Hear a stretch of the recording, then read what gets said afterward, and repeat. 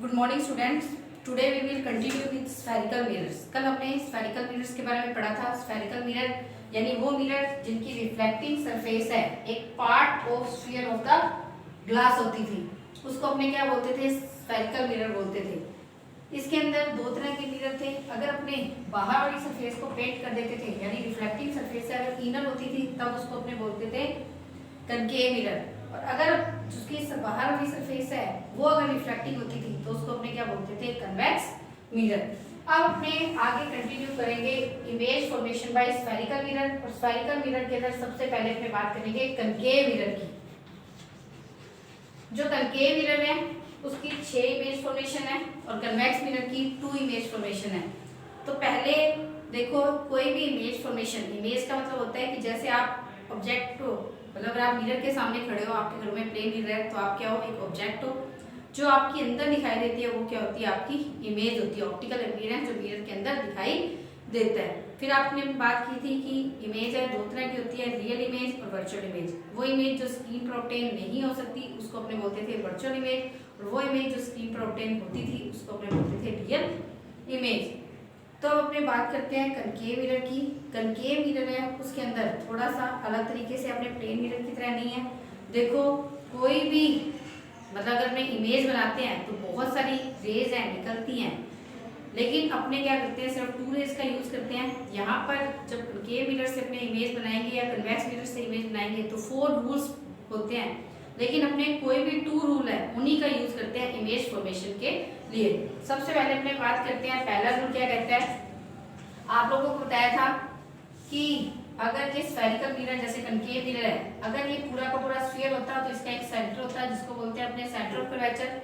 जो reflecting surface है इसके सेंटर को बोलते हैं पोल, और जब भी लाइट प्रिंसिपल एक्सिस के पैरेलल आती है तो एक पॉइंट पे कट करती है, उसको अपने बोलते हैं फोकस। आपको 3 वर्ड्स बताए थे, centre of curvature, pole, principal axis, focus, focal length, ये सब कुछ बताया था कल। तो यहाँ पर पहला रूल क्या कहता है कि अगर लाइट प्रिंसिपल एक्सिस के पैरेलल आती है तो हमेशा फोकस में से होकर ही जाती है। अगर लाइट प्रिंसिपल एक्सिस के पैरेलल आती है तो हमेशा क्या होता है? फोकस में से होकर ही जाती है। दूसरा रूल क्या कहता है कि लाइट अगर फोकस में से होकर आती है तो वो हमेशा प्रिंसिपल एक्सिस के पैरेलल हो जाती है। पहला है कि लाइट अगर प्रिंसिपल एक्सिस के पैरेलल आती है तो फोकस में से होकर जाती है। दूसरा है अगर फोकस में से आती है तो प्रिंसिपल एक्सिस के क्या हो जाती है? पैरेलल हो जाती है। ये दोनों एक दूसरे के जस्ट अपोजिट है।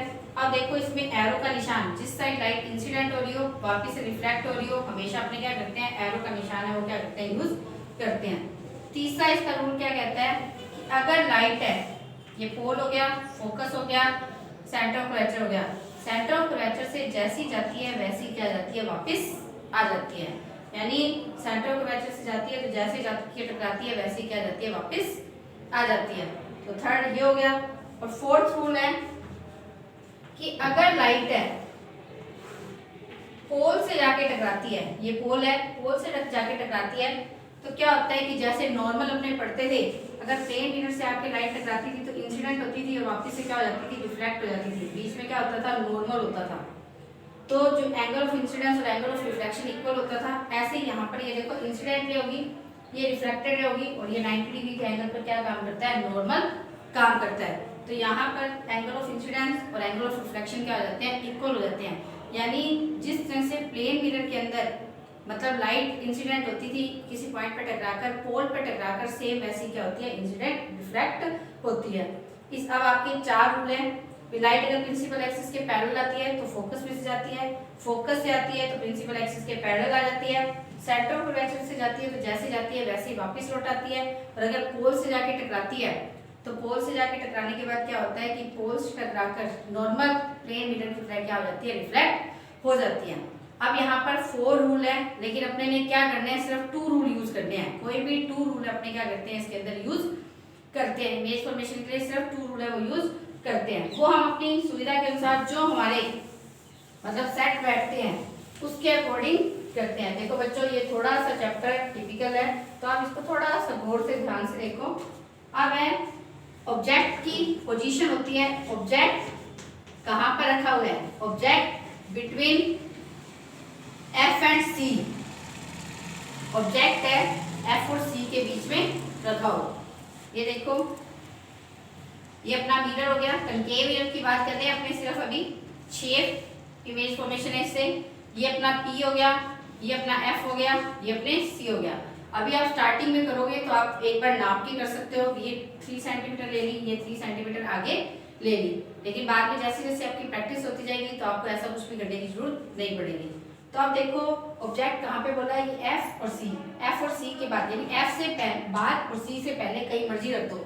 बिल्कुल यूं नहीं है कि ये 3 सेंटीमीटर की डिस्टेंस है तो आपको 1.5 पे रखना है, जहां आपका मन करे एफ के बाद लेकिन सी से पहले रख दो। तो अब अपने इसके अंदर रूल यूज करेंगे।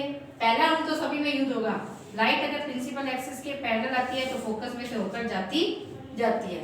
एक बच्चों को ध्यान रखना है कि जो एरो के निशान है वो हमेशा लगाने ही लगाने हैं। एरो को इसलिए लगाना है क्योंकि अगर आप नहीं लगा के आते हो तो आपके मार्क्स कटते हैं, हाफ मार्क्स है। ये डायग्राम, इसको रे डायग्राम बोलते हैं, तो रे डायग्राम का आपका हाफ मार्क है वो कटता ही कटता है। तो अपने जब भी लाइट प्रिंसिपल, सभी के अंदर ये रूल तो काम करेगा ही करेगा, जब भी लाइट प्रिंसिपल एक्सिस के पैरेलल आती है तो फोकस में से होकर जाती है। दूसरा रूल इसमें अपने ये लगा सकते हैं कि अगर लाइट फोकस में से होकर आती है तो वो क्या हो जाती है, प्रिंसिपल एक्सिस के पैरेलल हो जाती है।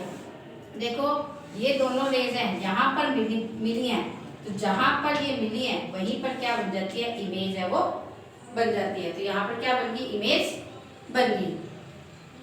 मे भी आपको समझ आ गया होगा कि लाइट प्रिंसिपल एक्सिस के पैरेलल आती है तो फोकस में से होकर जाती है, फोकस से आती है तो प्रिंसिपल एक्सिस के क्या हो जाती है, पैरेलल हो जाती है। तो अपनी इमेज बन गई।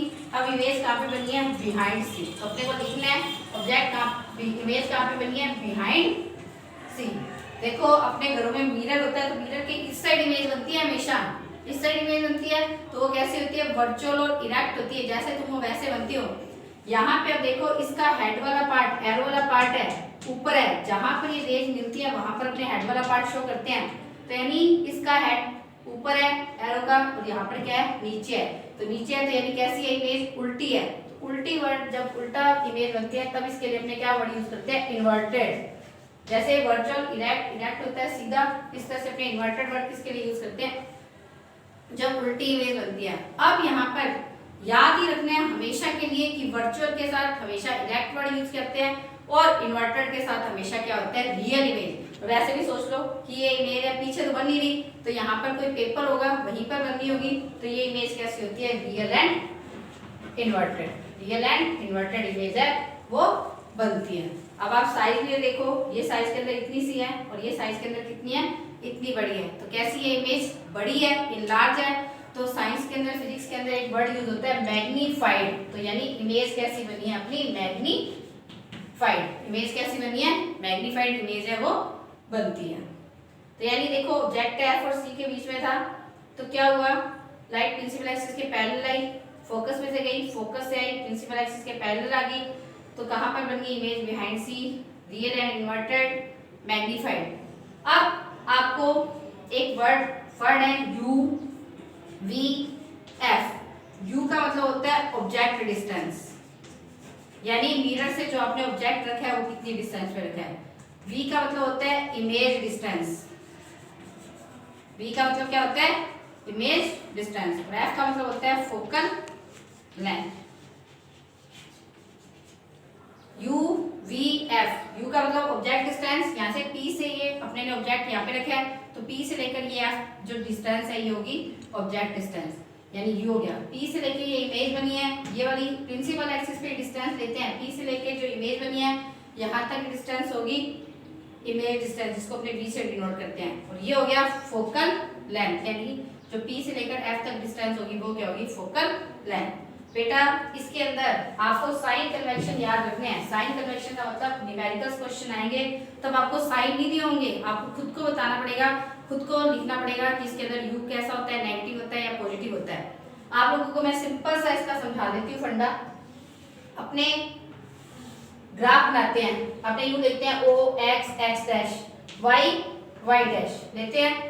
इस साइड जितनी भी चीजें लेते हैं अपने पॉजिटिव लेते हैं, ऊपर वाली साइड जितनी भी चीजें लेते हैं अपने क्या करते हैं, पॉजिटिव लेते हैं। जो पॉजिटिव वैल्यू होती है वो अपने यूज करते हैं। और इधर अपने क्या करते हैं, हमेशा नेगेटिव वैल्यू लेते हैं और नीचे वाली साइड भी अपने क्या करते हैं, हमेशा नेगेटिव वैल्यू यूज करते हैं। तो यहाँ पे भी आप ये सोच लो कि ये अपना एक तरह से यहाँ पे लाइन लगी हुई है, इस साइड जो चीजें आ रही है पीछे, इस साइड जो कुछ बना ही नहीं है, तो u कहाँ पर है, ऑब्जेक्ट कहाँ पर है, इस साइड है, तो u कैसा होगा, नेगेटिव। u कैसा होगा, नेगेटिव। v भी इधर बना है तो v भी कैसा हो जाएगा, नेगेटिव। ठीक है, और f भी इधर है, f भी क्या हो जाएगी, नेगेटिव। ठीक है, और एक दो वर्ड और हैं, एक है h। h का मतलब होता है height of object. Height of object है, हमेशा अपने इसको ऑब्जेक्ट है, इसको प्रिंसिपल एक्सिस के ऊपर रखते हैं, तो हाइट ऑफ ऑब्जेक्ट हमेशा किसके आती है, प्लस में आती है। क्योंकि जो यहाँ इस साइड में देखो, ये तो ये ठीक है, अपने इस साइड लिया है, लेकिन अपने यहाँ पे ऊपर की बात करें, चाहे इस साइड हो चाहे इस साइड हो, ऊपर हमेशा अपने क्या लेंगे, पॉजिटिव ही लेंगे। तो हाइट ऑफ ऑब्जेक्ट क्या आएगा, पॉजिटिव आ जाएगा। और इमेज है, लाइन के नीचे बनी है, तो इसको अपने लिखते हैं h डैश। तो height of image, height of image अपनी क्या आ जाएगी, नेगेटिव आ जाएगी। क्या आ जाएगी, नेगेटिव आ जाएगी। तो इस तरह से आपको ये वर्ड्स याद रखने हैं, मतलब आगे आगे में जब करेंगे तो आपको कंटिन्यू समझ आता रहेगा। मैं हर के अंदर बता दूंगी। देखो इसके अंदर एक बात याद रख लो, कनकेव मिरर हो चाहे कनकेव लेंस हो, अपने लेंस पे आएगा रिफ्लेक्शन ऑफ लाइट के अंदर UVF हमेशा क्या होते हैं, नेगेटिव ही होते हैं। तो अपने कनकेव मिरर हो चाहे कनकेव लेंस हो, तो अपने हमेशा क्या करते हैं, UVF है वो नेगेटिव ही लेते हैं। अब देखो ऑब्जेक्ट था F और C के बीच में, तो इमेज बनी थी C के बाद में। एक और सीख लेते हैं अपने कि अगर ऑब्जेक्ट है, कहां पर है, ऑब्जेक्ट बिहाइंड C है, ऑब्जेक्ट है बिहाइंड C है, जस्ट अपोजिट चलते हैं केसेस, ये P, ये F और ये C आपने लिया। अब है ऑब्जेक्ट बिहाइंड C है, तो जब अपने लाइट बिहाइंड C ऑब्जेक्ट रखते हैं तो क्या होता है, लाइट है प्रिंसिपल एक्सिस के पैरेलल आती है। फर्स्ट रूल सभी में यही काम करता है, फोकस में से होकर जाती है। हमेशा लाइट अगर प्रिंसिपल एक्सिस के पैरेलल आती है तो फोकस से जाती है, और अगर फोकस से आती है तो प्रिंसिपल एक्सिस के पैरेलल हो जाती है। तो इमेज कहाँ पे बनी, F और C के बीच में बनी, मिरर के सामने ही है, तो कैसी हुई, रियल और इन्वर्टेड इमेज होगी। और साइज के अंदर आपको कैसी छोटी दिखाई दे रही है, छोटी दिखाई दे रही है। तो जैसे अपने बड़ी इमेज के लिए मैग्नीफाइड वर्ड यूज किया था, वैसे ही अपनी छोटी इमेज के लिए क्या वर्ड यूज करते हैं, डिविनाइज्ड वर्ड है वो यूज करते हैं। तो देखो जब बिटवीन F एंड C था तो behind F and C, between F and C था तो बिहाइंड C बना था, और अगर बिहाइंड C है तो बिटवीन F एंड C बनता है। और यहाँ पर देखो U इस साइड है, इसी साइड है, तो अपने क्या करते हैं, नेगेटिव भी लेते हैं। B भी इस साइड है, F भी इस साइड है, तो हमेशा इसको अपने क्या करते हैं, नेगेटिव भी क्या करते हैं, यूज करते हैं। तो अब अपने जो नेक्स्ट है वो कहाँ पर यूज करेंगे, कंटिन्यू करेंगे नेक्स्ट वीडियो के अंदर।